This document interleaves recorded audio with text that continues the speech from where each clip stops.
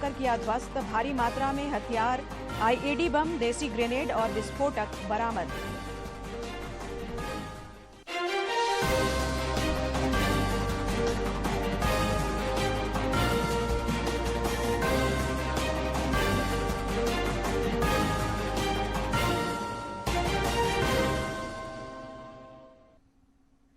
नमस्कार, खबरें झारखंड में आपका स्वागत है। मैं हूं संध्या देमता और अब समाचार विस्तार से। प्रधानमंत्री नरेंद्र मोदी ने गुजरात के केवड़िया स्थित सरदार पटेल की आदमकद प्रतिमा स्टैच्यू ऑफ यूनिटी पर पुष्प अर्पित कर उन्हें श्रद्धांजलि दी।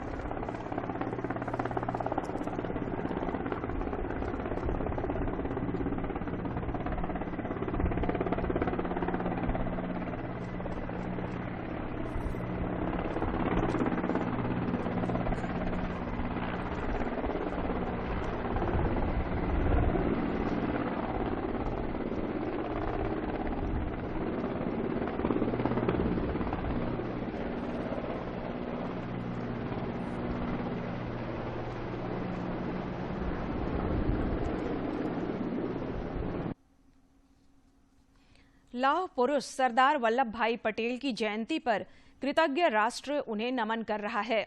राष्ट्रपति द्रौपदी मुर्मू, उपराष्ट्रपति जगदीप धनखड़, केंद्रीय गृह मंत्री अमित शाह समेत कई राजनेताओं ने सरदार पटेल को श्रद्धांजलि दी।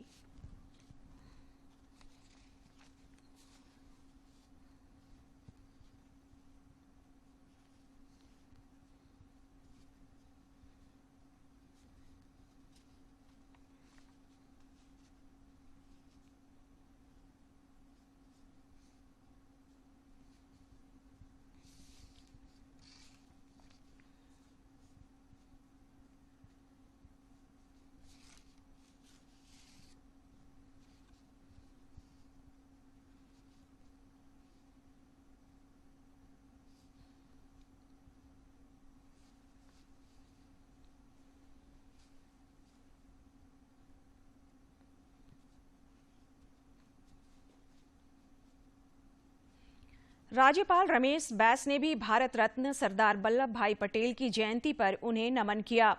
उन्होंने राजभवन में सरदार पटेल के चित्र पर माल्यार्पण कर उनके प्रति श्रद्धा सुमन अर्पित की। मुख्यमंत्री हेमंत सोरेन ने भी लौह पुरुष की जयंती पर उन्हें नमन किया। मुख्यमंत्री ने ट्वीट कर लिखा कि देश की अखंडता के प्रतीक लौह पुरुष सरदार वल्लभ भाई पटेल की जयंती पर उन्हें शत शत नमन है।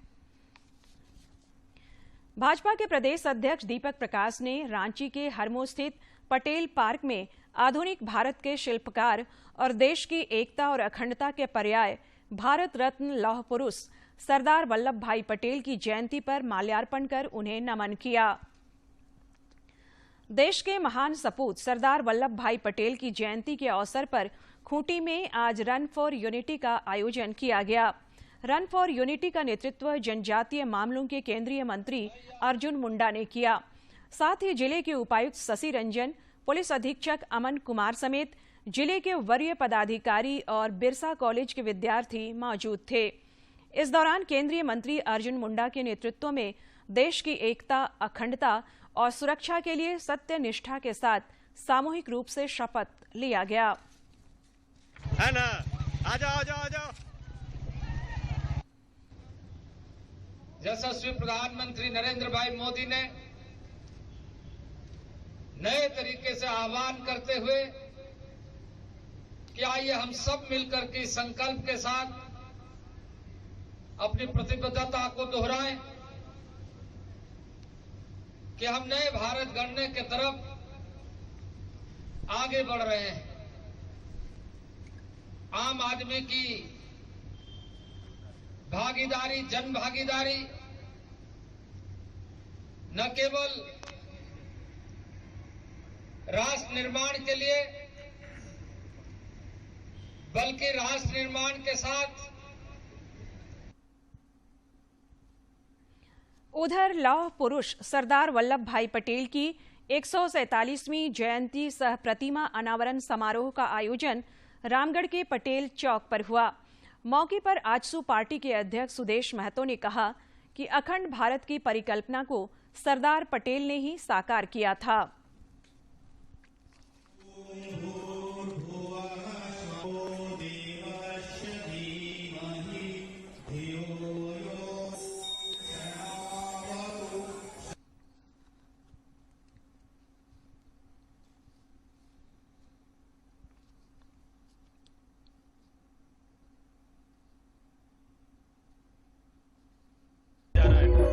हम आज रामगढ़ के इस ऐतिहासिक पटेल छात्रावास में पहुंचे हैं और आज पटेल जी को पूरा देश याद कर रहा है। उनके जीवन के, उनके आयरन मैन के, जो देश के पहले ऐसे नेता जिन्हें ये अवसर तो मिला देश के प्रधानमंत्री बनने का, लेकिन ऐसा त्याग बापूजी के करने पर उन्होंने उस पद को जो सर्वसम्मति से तत्कालीन कांग्रेस कमेटी के सदस्यों द्वारा तय किया गया था। नेहरू युवा केंद्र रांची की ओर से लौह पुरुष सरदार वल्लभ भाई पटेल की जयंती के अवसर पर बिरसा मुंडा फुटबॉल स्टेडियम में राष्ट्रीय एकता दौड़ का आयोजन किया गया। कार्यक्रम को एनएसएस के पदाधिकारी डॉक्टर ब्रजेश कुमार ने संबोधित किया। वहीं दौड़ के अंत में राष्ट्रीय एकता की शपथ दिलाई गई। इस अवसर पर खेल विभाग के कई अधिकारी भी उपस्थित थे। धनबाद में आयोजित रन फॉर यूनिटी के अवसर पर उपायुक्त संदीप सिंह सहित अन्य पदाधिकारियों ने लौह पुरुष की तस्वीर पर पुष्पांजलि देकर उनको श्रद्धांजलि दी। इस दौरान दौड़ का आयोजन किया गया। उपायुक्त ने कहा कि देश की आजादी में सरदार पटेल ने अभूतपूर्व योगदान दिया। इधर जामताड़ा में भी सरदार वल्लभ भाई पटेल के जन्म दिवस को राष्ट्रीय एकता दिवस के रूप में मनाया गया। इस दौरान विचार गोष्ठी, जागरूकता कार्यक्रम सहित जिला पुलिस प्रशासन एवं अन्य रिजर्व पुलिस बटालियन झिलुआ शाखा के जवानों के द्वारा एकता रैली निकाली गई।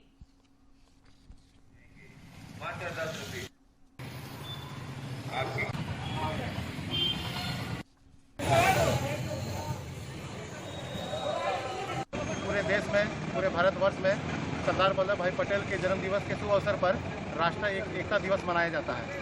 आज इसी के उपलक्ष्य में जामताड़ा जिला पुलिस बल के टीम के द्वारा अनुमंडल पुलिस अधिकारी के नेतृत्व में एक मार्च पास्ट निकाला गया और यह संदेश देने का कोशिश किया जा रहा है कि भारत देश अखंडता पे भी एकता है। पाकुड़ जिले में भी सरदार वल्लभ भाई पटेल की जयंती राष्ट्रीय एकता दिवस के रूप में मनाई गई। राष्ट्रीय एकता दिवस के मौके पर पुलिस प्रशासन ने जिला मुख्यालय में मार्च पास्ट निकाला। मार्च पास्ट में शामिल टुकड़ियों की सलामी पुलिस अधीक्षक हरदीप पी जनार्दनन ने ली। मार्च पास्ट के मौके पर पुलिस अधिकारियों और जवानों ने राष्ट्र की एकता, अखंडता एवं संप्रभुता को मजबूत करने का संकल्प लिया।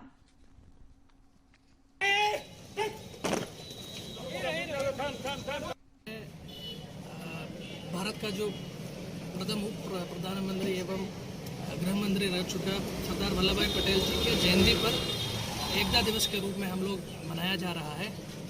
ये एकता और अखंडता आज़ादी के बाद भारत के लिए सबसे बड़ा चुनौती अपने एकता और अखंडता को बरकरार रखने था।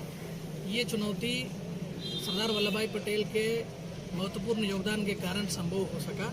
इसके कारण पूरे देश में इनके जयंती पर हम लोग एकता दिवस के रूप में मनाया जा रहा है। आज के परिप्रेक्ष्य में ये बहुत इम्पोर्टेंट है क्योंकि भारत आज के टाइम में पूरा दुनिया में सेकंड पॉपुलेटेड स्टेट है, कंट्री है और हमारे यहाँ पे विविध भाषा बोलने वाला, विविध धर्म अपनाने वाला, विविध जाति का लोग होता है और अखंडता और एकता बरकरार रखना हमारे लिए आज के दिन भी बहुत बड़ा चुनौती है। आज पूर्व प्रधानमंत्री इंदिरा गांधी की 38वीं पुण्यतिथि है। इस मौके पर कांग्रेस अध्यक्ष मल्लिकार्जुन खड़गे, वरिष्ठ नेता सोनिया गांधी और अन्य वरिष्ठ सदस्यों ने नई दिल्ली के शक्ति स्थल पर इंदिरा गांधी की शहादत स्थल पर जाकर उनका नमन किया।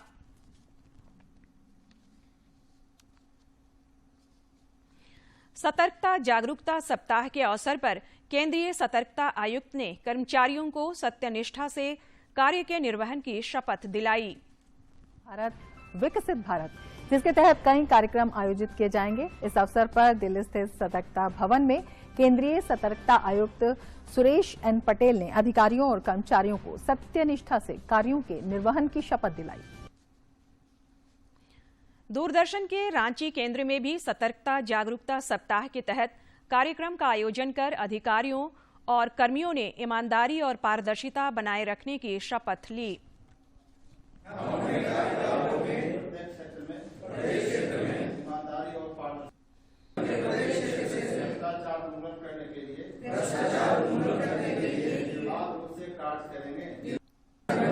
गौरवशाली बनाएंगे तथा अपने देशवासियों को सिद्धांतों पर आधारित करेंगे और भय अथवा पक्षपात के बिना कार्य करेंगे।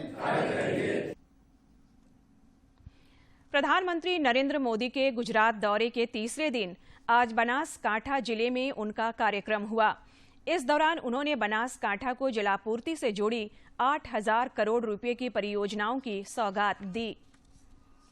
તમે જુઓ, બીજી બાજુ નળથી જળ, હમણાં ઋષિકેશભાઈ કહેતા હતા, પાઇપથી પીવાનું પાણી ઘરમાં પહોંચે, બીમારીઓથી બચવાનું, હાડકાની મુસીબતોમાંથી નીકળવાનું, આ કામ આપણે કરી શક્યા। અને બધા કામો એમાં બનાસકાંઠાએ જે મને સાથ અને સહકાર આપ્યો, આજે વેળા છે મારે બનાસકાંઠાને માથું નમાવીને પગે લાગવું છે। झारखंड समेत देश भर में उदीयमान सूर्य को अर्घ्य अर्पित करने के साथ ही 4 दिवसीय लोक आस्था का महापर्व छठ संपन्न हो गया।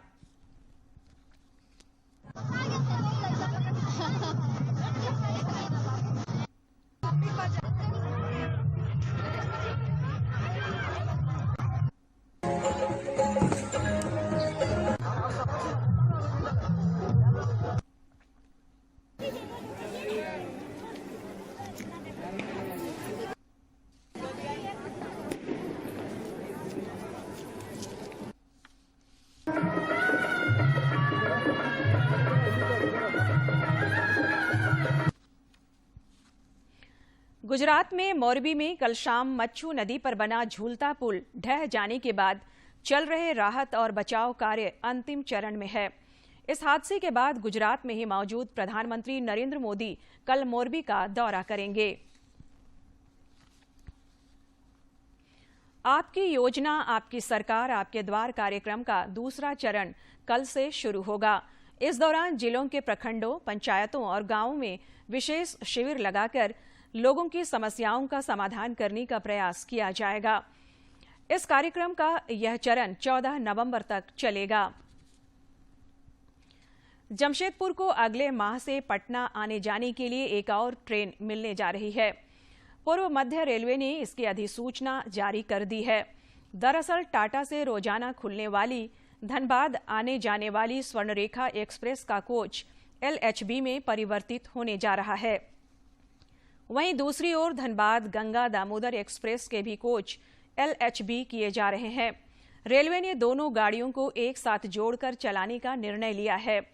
दोनों ट्रेन जुड़ जाने से गंगा दामोदर एक्सप्रेस धनबाद पहुंचकर 10 मिनट रुकेगी और फिर स्वर्णरेखा एक्सप्रेस के नंबर के साथ टाटा के लिए रवाना हो जाएगी। उसी प्रकार टाटा से धनबाद पहुंचने पर स्वर्णरेखा एक्सप्रेस 20 मिनट रुकने के बाद गंगा दामोदर बनकर पटना के लिए रवाना हो जाएगी। ट्रेन में यात्रियों को पटना आने जाने के लिए 2 अलग अलग टिकट लेने होंगे, क्योंकि धनबाद से ट्रेन का नंबर अलग हो जाएगा। नक्सलियों के खिलाफ राज्यव्यापी अभियान में सुरक्षा बलों को फिर एक बड़ी कामयाबी मिली है। लातेहार जिले के बूढ़ा पहाड़ के जोगपानी में सुरक्षा बलों ने सर्च अभियान के दौरान एक बंकर को ध्वस्त कर दिया। बंकर से सुरक्षा बलों को नक्सलियों के द्वारा छिपाए गए 200 से अधिक IED, 16 हथियार, भारी मात्रा में कारतूस और ग्रेनेड समेत GPS और वॉकी टॉकी भी बरामद हुए हैं।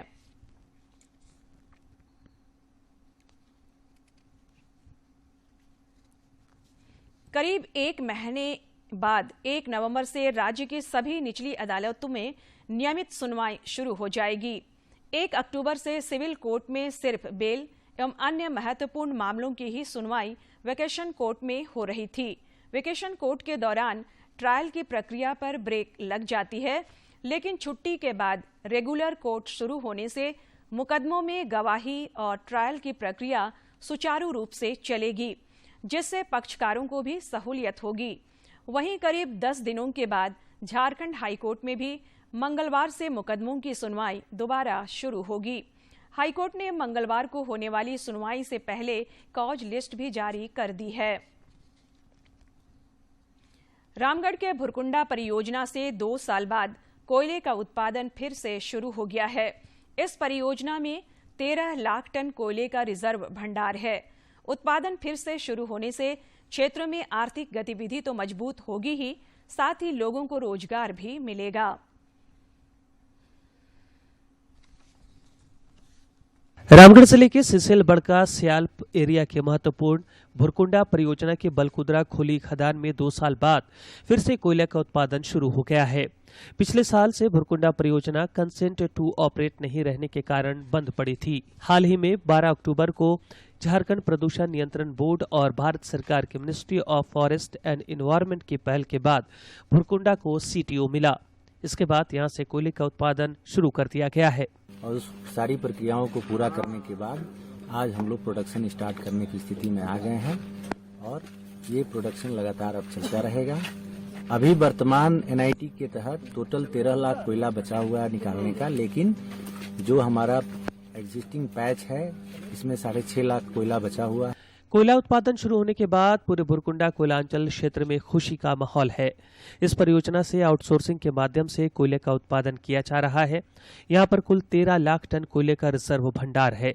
अभी एक्सिस्टिंग पैच से 6.50 लाख टन कोयला और 1.5 लाख ओबी का उत्पादन किया जाएगा।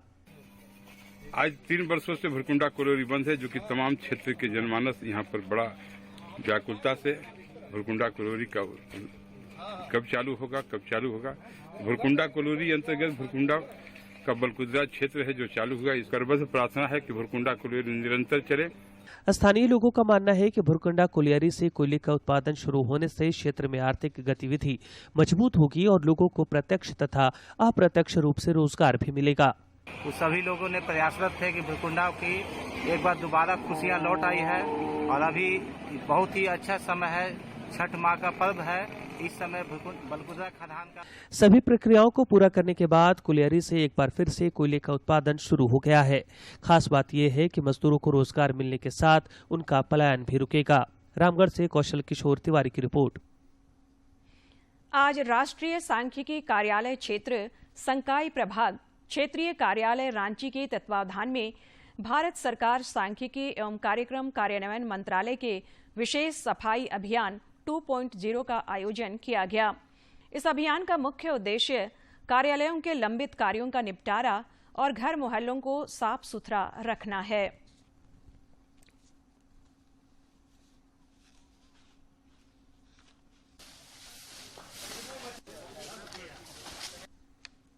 एकल अभियान का राष्ट्रीय सह अभियान प्रमुख हूँ। रांची केंद्र होने के नाते यहाँ रहता हूँ। एकल अभियान देश के आज 1,02,000 गाँव में अलग अलग विषयों पर काम करती है। पंचमुखी शिक्षा कार्यक्रम हमारा है, जिसमें छोटे बच्चों के लिए शिक्षा कार्यक्रम, महिलाओं के लिए स्वास्थ्य जागरण और स्वास्थ्य सुरक्षा का कार्यक्रम, उसी प्रकार से किसानों के लिए जैविक खेती, पोषण वाटिका और यूथ के लिए हम लोगों ने स्किल डेवलपमेंट कार्यक्रम बड़े पैमाने पर लिया है। जो कार्यक्रम है वो भारत सरकार द्वारा निर्दिष्ट कार्यक्रम है। इसे विशेष अभियान 2.0 कहते हैं, विशेष अभियान 2.0। राजधानी रांची समेत राज्य के विभिन्न इलाकों के न्यूनतम तापमान में गिरावट के कारण ठंड बढ़ गई है। लोगों को शाम सवेरे कनकनी महसूस होने लगी है। राज्य के अधिकांश जिलों में न्यूनतम तापमान 20 डिग्री सेल्सियस के आसपास दर्ज किया जा रहा है। रांची स्थित मौसम विज्ञान केंद्र के अनुसार आगामी 6 नवंबर तक मौसम के शुष्क बने रहने के आसार हैं। कुछ इलाकों में सुबह में कुहासा की स्थिति बनी रह सकती है। अगले 3 से 4 दिनों तक न्यूनतम और अधिकतम तापमान में किसी बड़े बदलाव की उम्मीद कम है।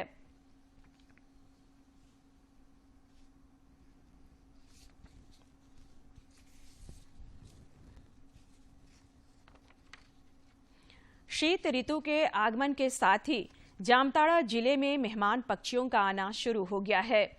हर साल हजारों किलोमीटर की दूरी तय कर साइबेरियन पक्षी नारायणपुर थाना और अस्पताल परिसर स्थित वृक्षों पर अपना बसेरा बनाते हैं।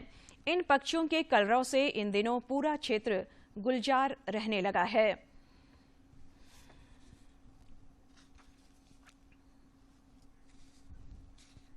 जामताड़ा जिले के नारायणपुर थाना और अस्पताल परिसर स्थित वृक्षों पर अपना रैन बसेरा बनाते हैं। ये साइबेरियन पक्षी प्रजनन हेतु अनुकूल मौसम की तलाश करते हुए 7 समुंदर पार भारत आते हैं।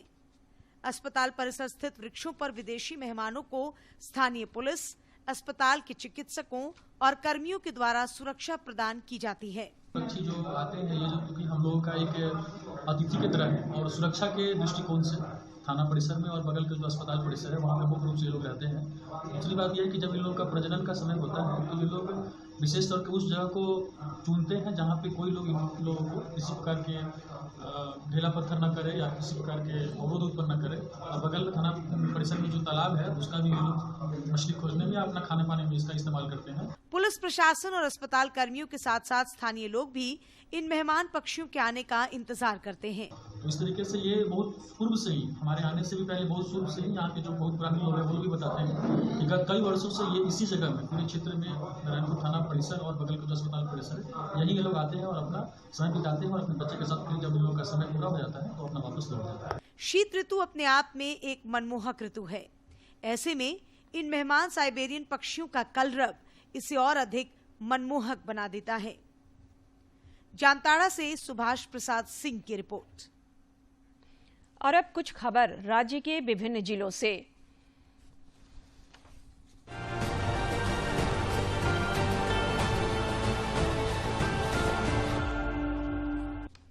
सूर्य देव की आराधना का महापर्व छठ पूजा उगते सूर्य को अर्घ्य के साथ आज संपन्न हो गया। रांची में स्वर्णरेखा नदी, बड़ा तालाब, हठनिया तालाब, करमटोली तालाब, कोकर तालाब समेत विभिन्न जलाशयों में सामूहिक छठ पूजा का आयोजन हुआ, जहां बड़ी संख्या में श्रद्धालुओं ने सूर्य देव को अर्घ्य देकर पूजा अर्चना की। झारखंड के स्वास्थ्य मंत्री बन्ना गुप्ता ने लोक आस्था और सूर्य उपासना के महापर्व छठ पूजा के चौथे दिन पत्नी सुधा गुप्ता संग कदमा स्थित नील सरोवर छठ घाट पर उदीयमान भगवान भास्कर को अर्घ्य दिया।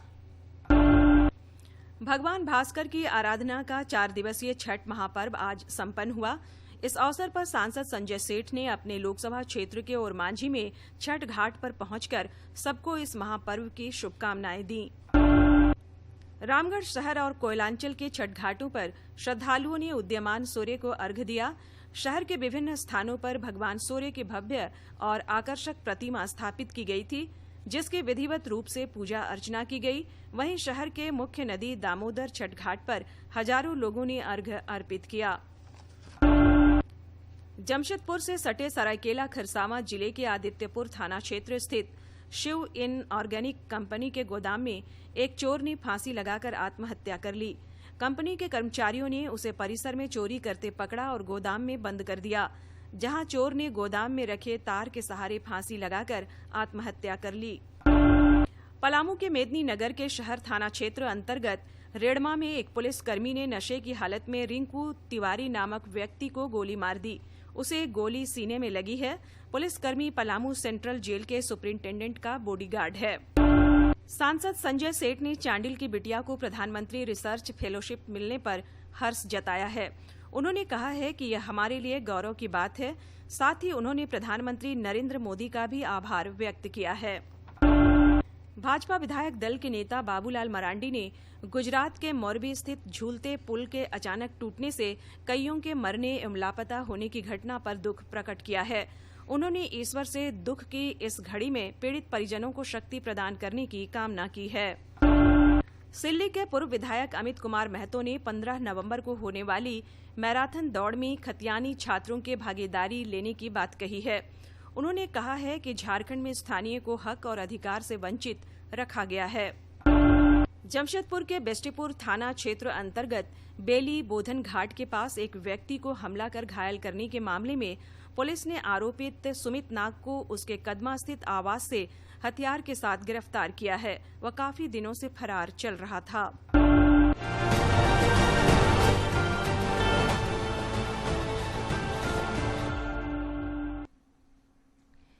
जनजातीय बाहुल्य आकांक्षी जिला पाकुड़ में शिक्षा के साथ साथ युवाओं के कौशल विकास पर भी खास जोर दिया जा रहा है, जिसका परिणाम ये हुआ है कि अब तक यहां के सैकड़ों छात्र छात्राओं ने सार्वजनिक उपक्रमों और निजी कंपनियों में नौकरी हासिल की है। क्रशर और छोटे मोटे कारोबारियों के यहाँ मजदूरी किया करते थे और पलायन आम बात थी। आकांक्षी जिला कार्यक्रम के तहत यहाँ कौशल विकास की मुहिम शुरू हुई है, जिसके बाद पॉलिटेक्निक कॉलेज से शिक्षा ग्रहण कर यहाँ के 200 से अधिक छात्र छात्राएं सार्वजनिक उपक्रमों और निजी कंपनियों में नौकरी हासिल करने में कामयाब हुए हैं। लोग तो हुनर का जरूरत पड़ता है, यहाँ पे सबसे बढ़िया चीज है कि